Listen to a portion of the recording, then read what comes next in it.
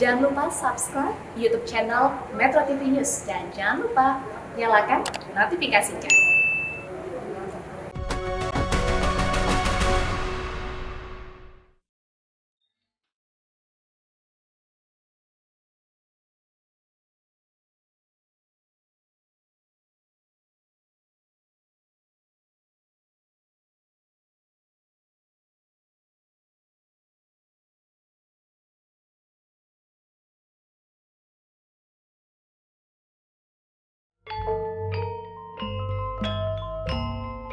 Status daerah istimewa dalam sistem kenegaraan Republik Indonesia yang disandang sejumlah kecil wilayah di Indonesia tidak turun dari langit. Status daerah istimewa yang disandang wilayah Yogyakarta hingga saat ini memiliki jejak sejarah yang panjang dalam proses kelahiran dan perjalanan politik negara kesatuan Republik Indonesia. Terutama jejak dukungan dan keterlibatan besar Kesultanan Yogyakarta dalam mempertahankan keberadaan Republik Indonesia sebagai negara yang berdaulat pada masa revolusi mempertahankan kemerdekaan bangsa Indonesia.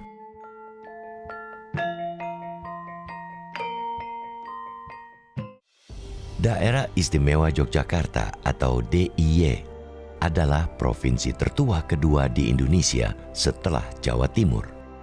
Provinsi ini dibentuk Kesultanan dan Kadipaten Paku Alaman Yogyakarta. Provinsi ini memiliki status istimewa atau otonomi khusus.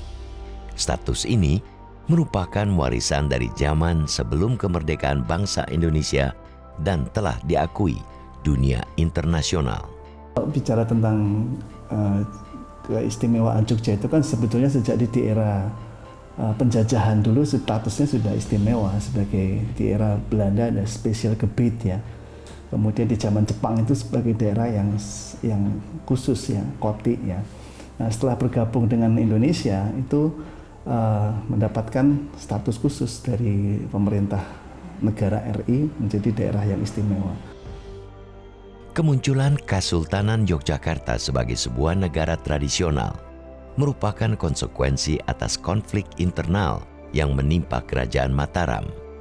Sebagai hasil dari Perjanjian Giyanti, Pangeran Mangkubumi yang kemudian bergelar Sultan Hamengkubuwono I mendirikan Kesultanan Yogyakarta pada hari Kamis Pon 29 Jumat Dila Awal B 1680 atau 13 Maret 1755 dengan mewarisi sistem pemerintahan Kerajaan Mataram. Iya, kan sebelum orang Belanda datang atau menjajah kan Kesultanan Yogyakarta sudah berdiri. Ya, sebelum pemerintah kolonial didirikan awal abad 19, Kesultanan Yogyakarta sudah ada sejak 1755. Jadi dia udah eksis dulu sebagai sebuah negara yang merdeka. Dan ketika pemerintah kolonial dibentuk oleh Belanda setelah VOC bangkrut itu, maka kerajaan-kerajaan yang masih bersifat otonom itu eksistensinya diakomodasi, diakui. Dalam perjalanan sejarahnya kemudian, dinamika yang terjadi di Kesultanan Yogyakarta berlangsung dengan intens. Ketika Sultan Hamengkubuwono ke-9 dilantik pada 18 Maret 1940, sejumlah pembaharuan terjadi. Dalam pidato pelantikannya, Sultan Hamengkubuwono ke-9 menunjukkan bahwa dirinya adalah pemimpin yang peduli dengan kepentingan rakyat. Sultan menyatakan sejumlah gagasan pembaharuan dan reorganisasi dengan memadukan unsur-unsur tradisional dan birokrasi pemerintahan baru yang berfungsi melayani rakyat. Pada pertengahan Agustus 1945, saat militer Jepang yang menduduki wilayah Indonesia sejak tahun 1942 takluk kepada sekutu, berbagai perubahan besar dalam kehidupan sosial politik di Indonesia terjadi.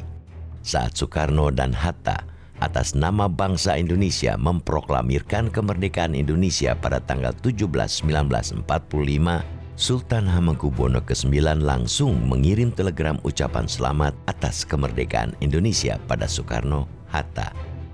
Lewat ucapan selamat ini, Sultan Hamengkubuwono ke-9 secara tidak langsung menunjukkan dukungan dan pilihannya untuk bergabung dan menjadi bagian dari negara baru yang diproklamasikan tersebut. Di waktu itu memang Kesultanan Ngayogyakarta itu sudah punya sistem pemerintahan sendiri, sudah punya undang-undang sendiri, ya. Tapi beliau mengatakan tidak ada negara dalam negara. Kalau beliau berdiri sendiri, nanti Republik Indonesia itu seluruh Indonesia, kan ini berarti negara dalam negara. Beliau tidak mau, lebih baik menyatakan bergabung. Monggo, saya sekarang tunduk pada Undang-Undang Dasar 45. Monggo, saya sekarang tunduk pada Undang-Undang Negara Republik Indonesia lainnya. Oleh sebab itu, Bung Karno juga menghargai tulus, ikhlas, dan jasa baik Sri Sultan Hamengkubuwono, sehingga kemudian dimasukkan dalam Undang-Undang Dasar 45.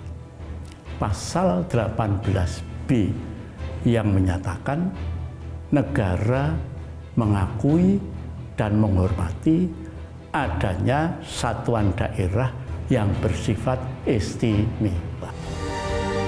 Kurang dari sebulan kemudian, tepatnya pada 5 September 1945, Sultan mengeluarkan amanat yang menegaskan bahwa Kesultanan Yogyakarta merupakan bagian dari Republik Indonesia. Amanat Sultan ini sehari kemudian langsung direspon pemerintah Republik Indonesia. Pada 6 September 1945, Presiden Soekarno mengeluarkan piagam penetapan kedudukan istimewa bagi Kesultanan Yogyakarta dan Kadipaten Pakualaman sebagai bagian dari Republik Indonesia. UUD yang disahkan oleh PPK ini adalah UUD yang punya keberpihakan pada keistimewaan daerah-daerah yang istimewa. Karena di pasal 18 jelas sekali, diakuilah, dihormatilah daerah-daerah yang punya asal-usul yang khusus, yang punya susunan asli yang bisa disebut sebagai daerah istimewa. Sementara itu, berdasarkan pembahasan rancangan undang-undang terkait susunan dan kedudukan daerah Yogyakarta di Komite Nasional Indonesia Daerah atau KNID Yogyakarta, Sultan Hamengkubuwono ke-9 dan Paduka Sri Pakualam ke-8 pada 18 Mei 1946 mengeluarkan maklumat nomor 18.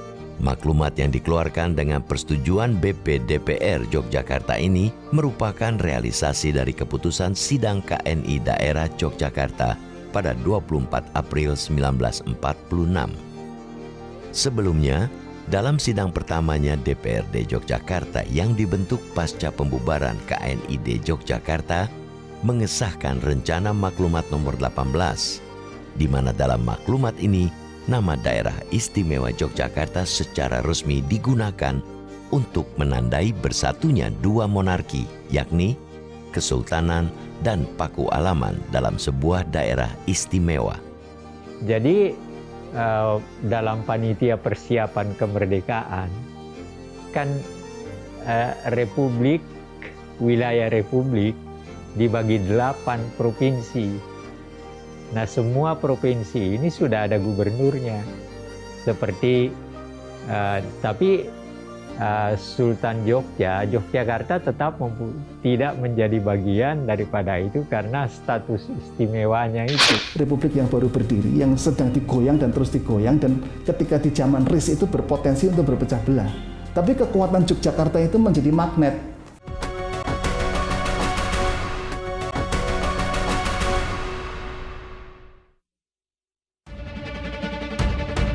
Pada sepanjang tahun 1946 hingga 1949, saat berlangsung revolusi untuk mempertahankan kemerdekaan Indonesia yang tengah dirongrong Belanda lewat nikah atau pemerintahan sipil Hindia Belanda, pihak Kesultanan dan Pakualaman Yogyakarta menjadi pendukung sepenuhnya keberadaan Republik Indonesia.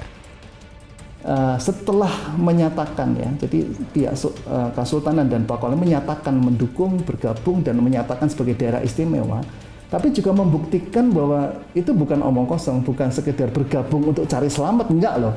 bukan gabung untuk mencari aman enggak, tapi justru untuk menyelamatkan republik yang baru disebut bayi ini gitu ya. Nah, makanya di akhir 45 kan suasana Jakarta nggak kondusif lagi, ada serangan ada penjajah pengen masuk lagi. Lalu kemudian ya Yogyakarta akhirnya menjadi sebuah tawaran, menjadi sebuah peluang untuk menyelamatkan republik ini. Nah, lalu 4 Januari 46 jadilah pindah di Yogyakarta, ibu kota republik. Dan itu berbicara tentang kontribusi yang sebenar-benarnya, karena apa, fasilitas, infrastruktur, pembiayaan pemerintahan, termasuk pengcoveran kepemimpinan itu dilakukan oleh Yogyakarta untuk mendukung pemerintahan Indonesia itu. Setelah pengakuan kedaulatan Indonesia oleh Kerajaan Belanda sebagai konsekuensi hasil konferensi Meja Bundar atau KMB pada 27 Desember 1949, negara Republik Indonesia yang beribu kota di Yogyakarta hanyalah sebuah negara bagian dari Republik Indonesia Serikat atau RIS. Pada masa ini, Kesultanan Yogyakarta menjadi bagian dari Republik Indonesia. Ketika pembentukan RIS ini, Republik Indonesia hanya bagian dari Republik Indonesia Serikat itu. Sehingga ketika RIS terbentuk, Soekarno dilantik kembali sebagai kepala negara atau presiden RIS. Soekarno. Lalu RI itu yang wilayahnya saat itu tuh terdiri dari Yogyakarta, Aceh, Banten, Jawa Tengah. Ya kalau nggak salah itu ada 6 wilayah sebetulnya. Itu dipimpin oleh Mr. Asaad sebagai presiden. Republik yang baru berdiri, yang sedang digoyang dan terus digoyang, dan ketika di zaman RIS itu berpotensi untuk berpecah belah. Tapi kekuatan Yogyakarta itu menjadi magnet, kan sampai akhirnya di RIS itu menjelang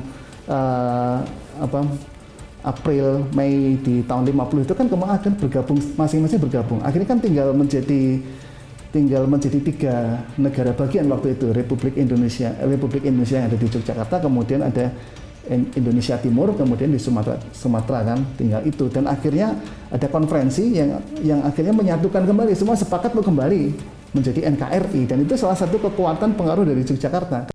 Pada 17 Agustus 1950, seiring dengan keputusan pemerintah Republik Indonesia dan sejumlah negara bagian RIS, termasuk Kesultanan Yogyakarta, untuk membubarkan keberadaan RIS dan kembali ke bentuk Negara Kesatuan Republik Indonesia, status Yogyakarta sebagai daerah istimewa yang menjadi bagian dari Republik Indonesia kembali dikukuhkan.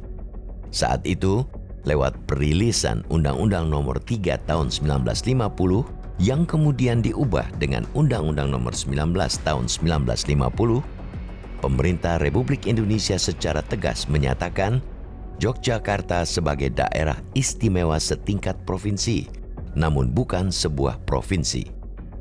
Karena birokrasi pemerintahan dinilai tidak berjalan lancar pasca kembali ke Negara Kesatuan Republik Indonesia, pemerintah daerah istimewa Yogyakarta mendesak pemerintah pusat menggelar pemilihan umum. Desakan ini pada Januari 1951 dijawab pemerintah pusat dengan merilis keputusan Menteri Dalam Negeri yang mengizinkan Yogyakarta untuk menjadi percobaan pelaksanaan pemilihan umum bertingkat. Atas dasar keputusan ini, pada 7 Oktober 1951, pemungutan suara untuk memilih anggota DPR Yogyakarta digelar. Dalam pemungutan suara untuk memilih wakil rakyat di parlemen daerah yang baru pertama kali digelar di alam kemerdekaan ini, anggota DPRD DIY yang dipilih berjumlah 40 orang.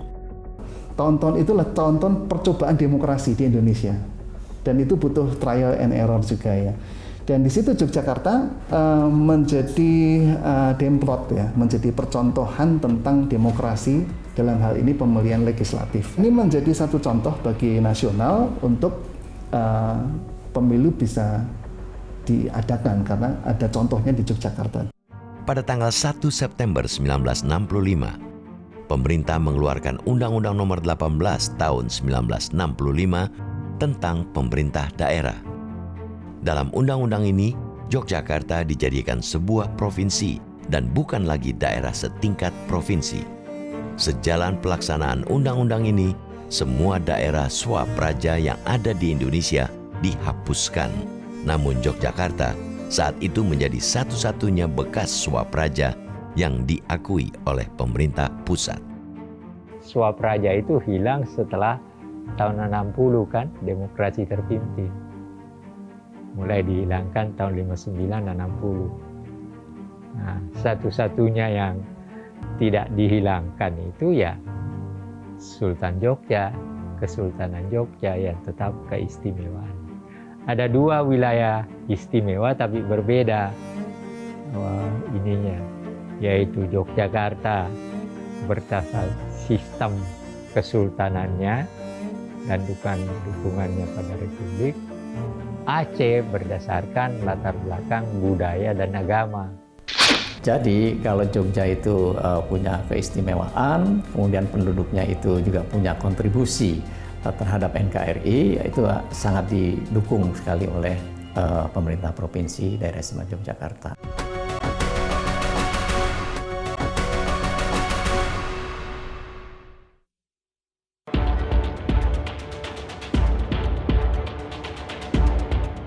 Pasca peristiwa Gerakan 30 September 1965, terjadinya pergantian pemimpin pemerintahan dari Presiden Soekarno ke Presiden Soeharto ikut mempengaruhi sistem penyelenggaraan pemerintahan daerah, termasuk daerah istimewa seperti Yogyakarta. Sejak tahun 1973 hingga tahun 1978, Sultan Hamengkubuwono ke-9 diangkat menjadi Wakil Presiden Republik Indonesia.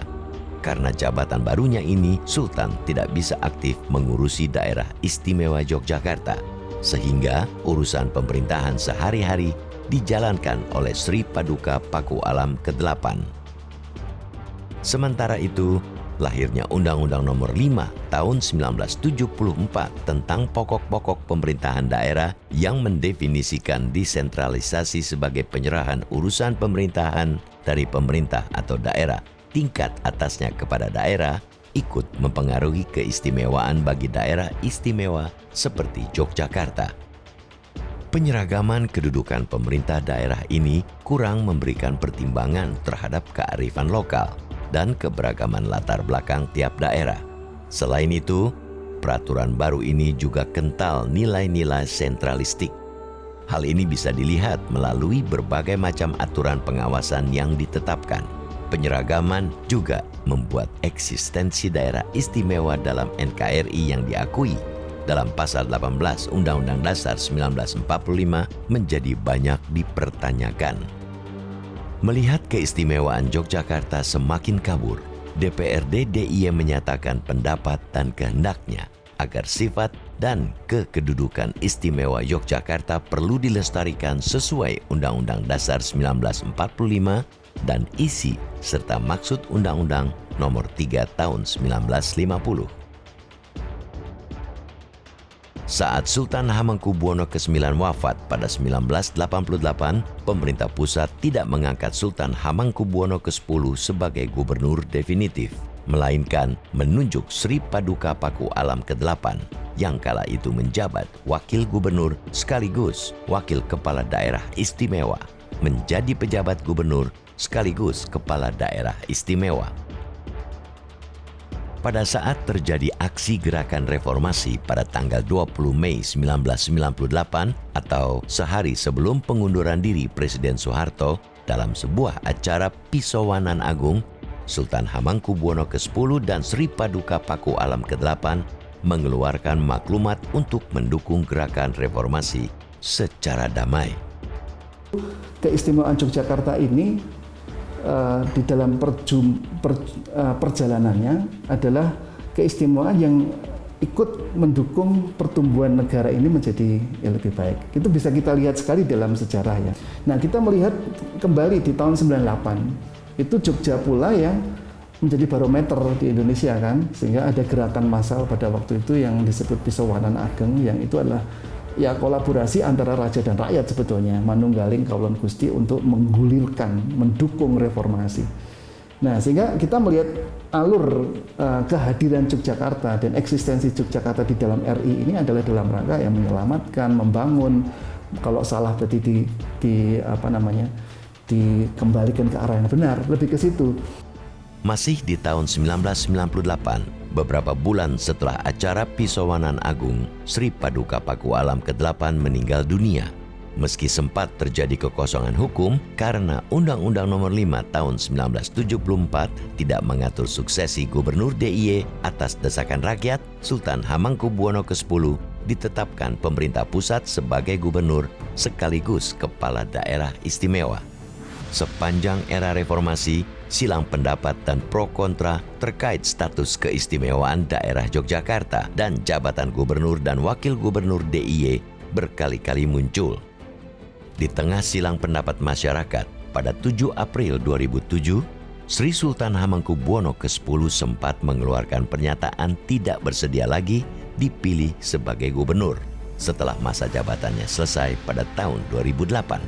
Namun, keinginan Sultan ini tidak bisa terrealisasi karena DPRD DIY kembali mengangkat Sultan Hamengkubuwono ke-10 sebagai gubernur DIY periode 2008-2011 dan kemudian memperpanjang lagi jabatannya dari 2011 hingga 2012. Untuk menjawab berbagai pro kontra yang selalu muncul, terutama terkait keistimewaan daerah Yogyakarta dan status kepala pemerintahan daerah Yogyakarta, pada 10 Mei 2012, Sultan Hamengkubuwono ke-10 didampingi Adipati Paku Alam ke-9 mengeluarkan dekrit Kerajaan Sabda Tama. Dekrit ini pada intinya berisi bahwa Sultan Yogyakarta yang bertakhta menjadi gubernur dan Adipati Paku Alam yang bertakhta menjadi wakil gubernur. Dalam undang keistimewaan itu ditegaskan tentang tujuan dari keistimewaan itu, yang salah satunya adalah membentuk penyelenggaraan pemerintahan yang khas, yang istimewa. Ya, itu menjadi keunikan dari keistimewaan. Nah, di situ kita melihat bahwa keistimewaan di dalam pemerintahan ini adalah satu kepemimpinan di mana Sultan dan Paku Alam yang bertahta itu ditetapkan, ya, bukan dipilih, ditetapkan menjadi gubernur dan wakil gubernur. Di situ satu.